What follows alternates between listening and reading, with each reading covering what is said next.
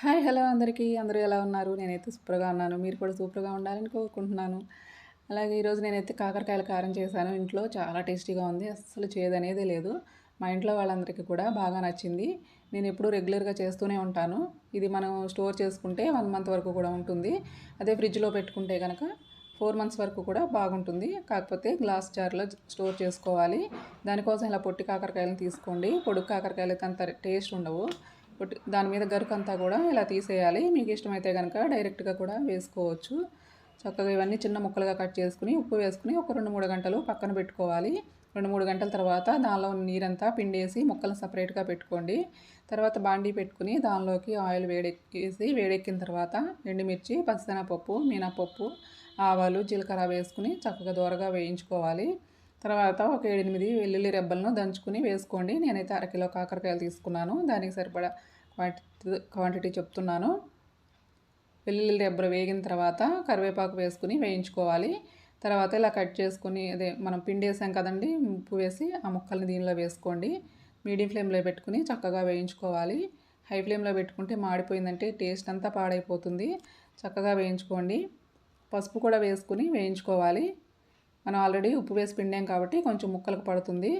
దానిలోకి కారం రెడీ చేసుకోవడానికి పుట్నాల పప్పు, అలాగే పల్లీలు, వెల్లుల్లి రెబ్బలు, జీలకర్ర, పంచదార, కారము రెడీగా పెట్టుకోవాలి.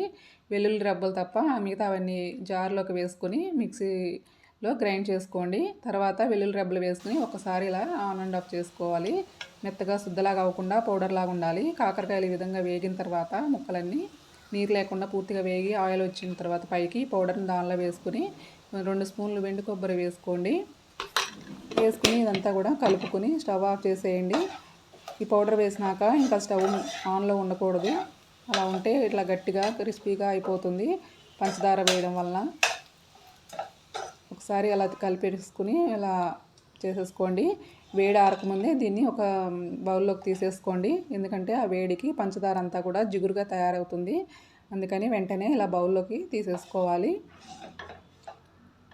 ఇది కనుక ఇలా మీరు చేసి పెట్టారంటే ఇంట్లో ఎవరైనా కాకరకాయ తినని వాళ్ళు కూడా తినేస్తారు. ఇలా మనం స్టోర్ చేసుకున్నామంటే రోజు కూడా మన ఒక ముద్దలో ఇలా కాకరకాయ కారం వేసుకుని తినవచ్చు. కాకరకాయలు చాలా మంచిది ఆరోగ్యానికి. పొట్టలో నులి పురుగులు కూడా ఉండవు. ఇది తినటం వలన చాలా రుచిగా ఉంటుంది. హెల్త్కి కూడా చాలా మంచిది. ఎవరైనా షుగర్ పేషెంట్స్ ఉంటే కనుక పంచదారని అవాయిడ్ చేయొచ్చు. పంచదార కానీ బెల్లం కానీ వేసుకోకుండా డైరెక్ట్గా అలాగే వేసేసుకోవచ్చు. ఇది కనుక వేడివేడి అన్నంలో వేసుకొని తింటే చాలా బాగుంటుంది. ఇలా మనం స్టోర్ చేసుకుంటే ఒక బాటిల్లోకి మనం రోజు కూడా 2 స్పూన్లు వేసుకుని హ్యాపీగా తినేసేయచ్చు. వేడివేడి అన్నంలోకి ఈ కాకరకాయ కారం వేసుకొని తిన్నా, లేకపోతే పెరుగన్నంలోకి సైడ్ డిష్గా పెట్టుకున్నా కూడా చాలా టేస్టీగా ఉంటుంది. పిల్లలకి కాకరకాయ అనేది కూడా తెలియదు అనమాట. అస్సలు చేదనేదే తెలియదు. చూడండి, ఈ విధంగా వేడివేడి అన్నం పెట్టుకుని దానిలోకి ఒక 2 స్పూన్లు వేసుకుని తినేసేయండి. నెయ్యి వేసుకుంటే చాలా బాగుంటుంది. పంచదార ఇష్టం లేని వాళ్ళు బెల్లం వేసుకోవచ్చు. లేకపోతే కనుక మీరు పంచదార బెల్లం కూడా అవాయిడ్ చేసి డైరెక్ట్గా అలాగే వేసుకోవచ్చు. ఇలా కనుక మీరు ఒకసారి ట్రై చేసి చూడండి, మీకు మళ్ళీ ఇలాగే చేసుకుంటారు. అంత టేస్ట్గా ఉంటుంది, అంత హెల్తీగా కూడా ఉంటుంది.